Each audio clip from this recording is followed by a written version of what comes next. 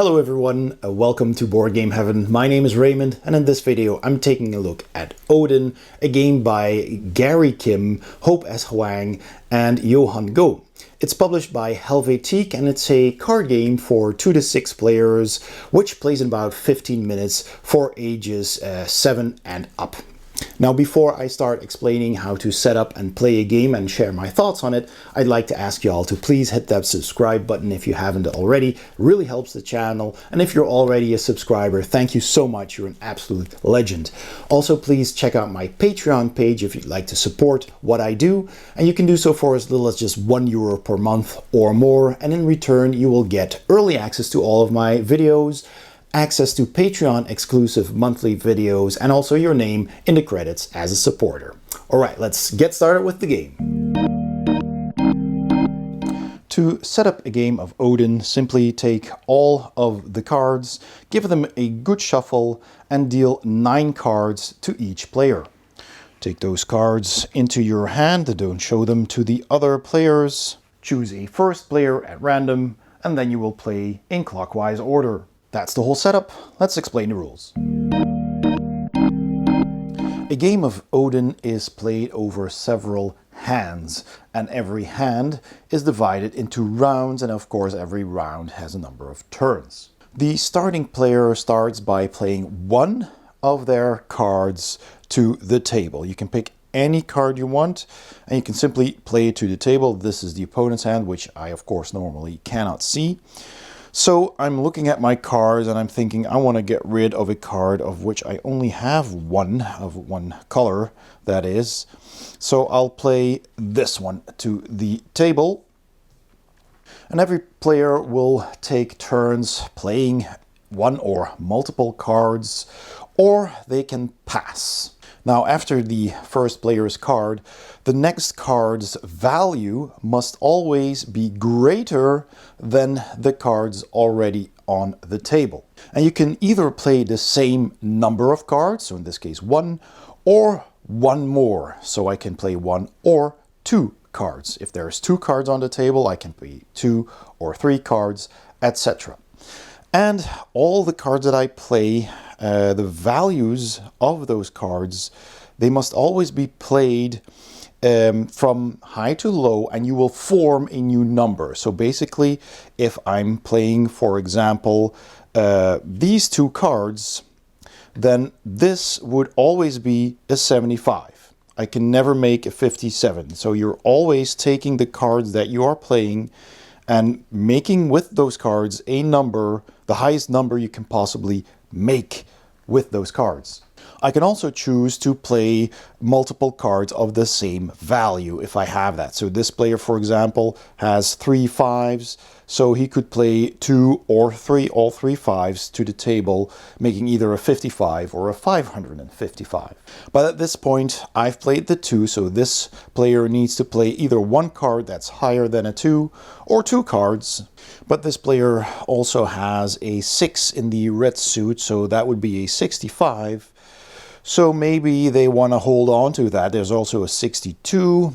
But if they can play the 3 5s, they would be left with a 6. And a 6 is higher than a 2. So maybe they're going to play a 2. Now, whenever you play a card and there's already a card on the table, or multiple cards, then you pick one of those cards and you take them back into your hand, and you leave your card on the table, and any other cards that were already on the table are discarded. Now, there's only one, so this player simply takes this card into their hand, and this is the new card that's on the table. This is now the highest value.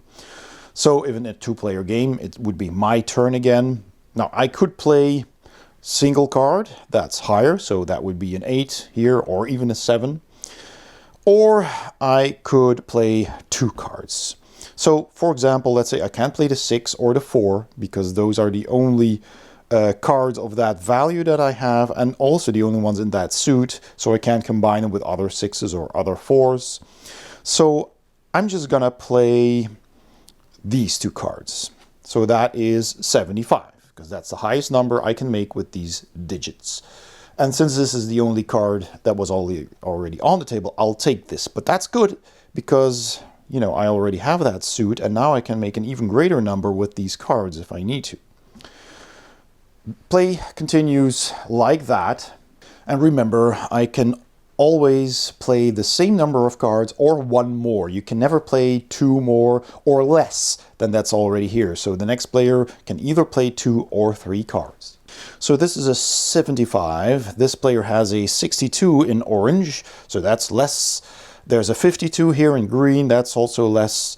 So the 55 is less, the 555 would be more, and this is 852, which is even more. They could play an 85 or an 82 even, but you want to try and get rid of as many cards as possible. So you know what? This player is gonna play a bit risky and play all 3 of these 555. So that's already a higher number, and it's only 1 card more than these, so that's good. They have a 6 and a 2 in orange, so they are going to take this 7, add it to their hand, and this one is now left over, so that is discarded. So now it's back to me. It's my turn again. I have to beat a 555. I can't do it with these cards. I can also not do it with these cards or even the 6 and the 6. So I'm going to have to play these 3 cards. Same number of cards, that's fine. So I'm going to play 861, which beats the 555. Now I get to pick one of those cards. So a single green won't help me, single red won't help me either. So I'm going to pick the black one here to make an 853, which doesn't beat this, of course, so I can't use it now, but maybe later, and these are discarded. So right now, the highest number here is 861. This player can only play a 762 or an 852 using 3 cards. They don't have 4 cards of a suit, so they can't go over that. So at this point, they can't play, and they will have to pass. Now, if all but the player who played these cards have to pass, so basically the turn comes back to the player who last played the cards to the table, then the round ends. Everybody keeps the cards that they have in their hand. The cards that are on the table are all discarded, and the player where the turn ended gets to play the new round. So that means that if I was the last player to play the cards and everybody passes, it's back to me.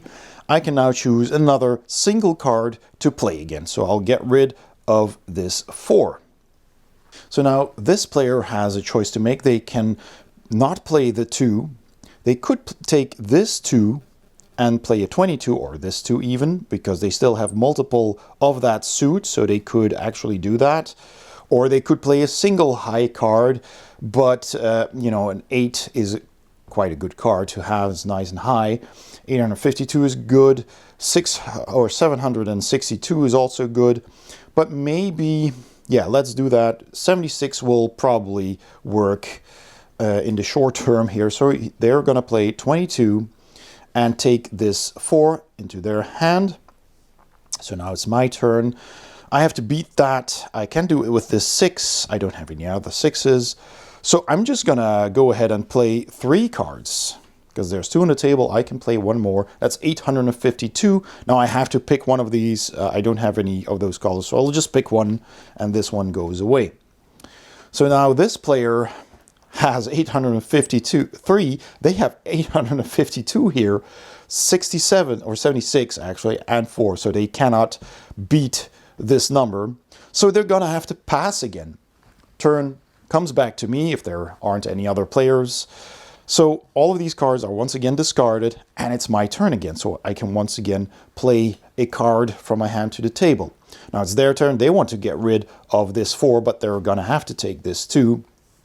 Now there's a 4. That's excellent.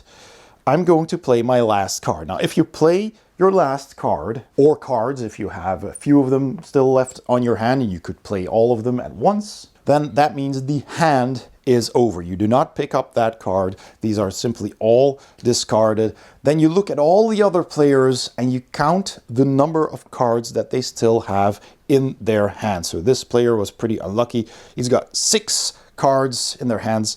So that's 6 penalty points for that player. You simply write down all of the players' penalty points on a piece of paper or on your phone, and then you start a new hand.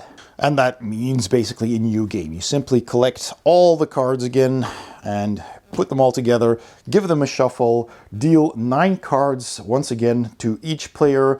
And if you were the first player for the previous hand, then the player to your left is the next starting player, who will then play 1 card to the table, and then play continues again. For your first ever game, the rules recommend that you play up to 15 penalty points. At that point, when somebody reaches 15, you look at every player's penalty points, and the player with the least penalty points wins the game. And then afterwards, you can decide if you want to play for more points or less points, making for a longer or a shorter game. And that is how you play Odin. Let's go to my final thoughts.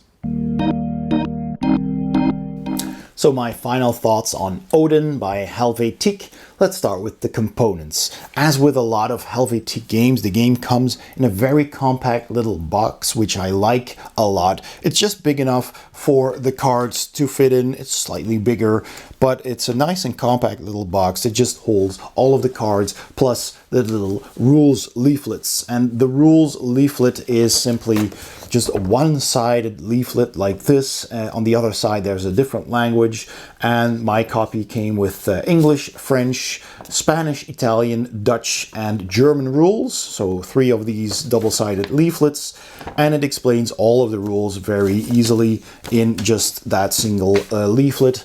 And it's very straightforward as well. The artwork looks very nice. Every card has some of these ancient Vikings on them, different roles of types of Vikings. You have a seer, a healer, a skald, a shield maiden, a jarl, stuff like that. And it's also explained in the rules why they picked that theme. So where I think the art looks really nice and really cute, and all of these different colors for all the different suits, that looks really nice. The theme doesn't really add to the game. It's fun to have a theme, of course, and it's nice when publishers go through the trouble of giving a theme to a game that doesn't really need one. But in the end, it doesn't contribute to the gameplay at all. So it doesn't score any extra points for theme, even though the artwork does. The gameplay then is very clever. I've never played a game that plays like this before, and it was very refreshing to try it out and to play it, because you're basically matching all of your suits together, your colors, to make a number. And it's always the biggest number you can make with those numbers. So you've always got your highest number on the left, followed by the next highest number, and so forth. So if you have a 2 and a 1, and you're playing them both, it's always going to be a 21, never a 12. And that's pretty unique. And if you have 3 cards, you can make a bigger number. If you have 4, you can play 4 cards.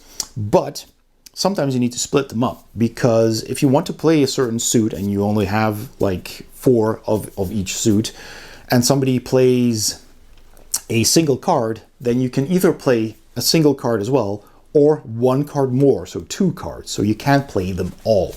So you're slowly building up from the single digits to the double digits to the triple to the quadruple digits, and it will escalate. And the first couple of games you're playing, you're kind of trying to just get rid of a lot of cards. So you're trying to start low and then play your next highest and your next highest. But at some point you realize that you kind of want to make all the other players pass. Because if you can make them pass, then that means all the cards on the table are gone and you get to go again. You basically get an extra turn and you can get rid of some more cards. And the sooner you're rid of all of your cards, then other players will hopefully still have some cards in their hands, at least one, of course. But the more they have, the more negative points they get. So, and you want to avoid getting points, so you want to get rid of your cards as fast as you can, and making it so that other players have to pass is basically the goal here.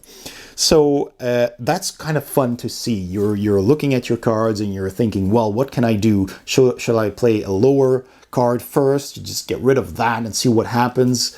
and hold on to some higher cards for later, and hopefully you have enough to make a big number.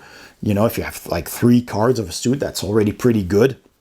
But if the 3 is your highest number, you can make a 321, and that's it. And then somebody else will probably have a higher value.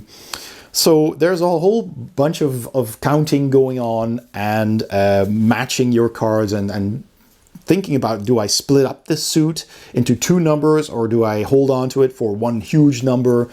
And it'll usually escalate pretty quickly, and cards get played really fast, and it goes from low to high. And at some point you're gonna have to pass, and you're stuck with some cards, and it's just a lot of fun. It's so simple, it's very quick, and it's a lot of fun. And I like that the game plays just as well with 2 players as it does with more.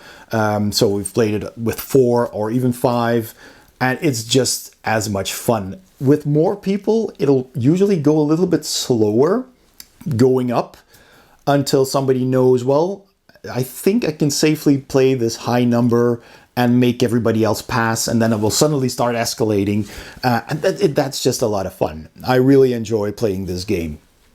The replayability is therefore quite high because it is a pretty fast game. I mean, technically the game itself plays in multiple hands, so it feels like you're already playing multiple games because you're continuing until somebody has 15 penalty points or more, and then you look at the person who has the least points and that person wins. So you're technically already playing multiple rounds, multiple hands, and but yeah, even after that, you might want to play again. Or, as the rules suggest, you might also just play up until 20 points or more if you want longer games. Then you're already playing multiple hands. And you can also, if you don't have that much time, play up to 10 points and be done with it quicker. So you're basically already making the game longer or shorter by manipulating, you know, just the number of points you need to score in order to determine who's the loser and then who's the winner. So I think that works really well. And finally, the game is also language independent because, like I said, you get the rules in 6 languages and that's it. The cards themselves are all just simply colors and numbers, and that's it. So the game is completely language independent, which is also a big thumbs up. So in the end, I can certainly recommend trying out Odin. It was certainly a nice surprise for me. I really enjoyed it. I would also like to thank Helvetiq for sending this over for me to review. I had lots of fun with it. If you enjoyed this video, please give it a thumbs up. Don't forget to subscribe if you haven't already. And please also check out my Patreon page by clicking the link in the description below or the icon at the end of this video. Thank you so much for watching, and I'll see you next time on Board Game Heaven.